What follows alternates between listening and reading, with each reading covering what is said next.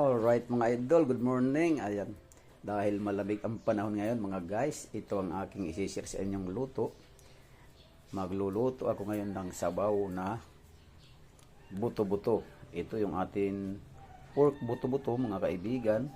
Ito naman yung atin pichay at mayroon tayong repolyo. Ayan, mayroon din tayong patata mga kaibigan. Ito. At lalagyan natin ang ating sabaw na buto-buto ng saging na sabah na maliwalang. At ito yung ating mga ingredients mga guys, mga kaibigan. Ito yung ating paminta, sibuyas at sili. Ayan yung akin ngayon recipe mga kaibigan. Sinabawang buto-buto.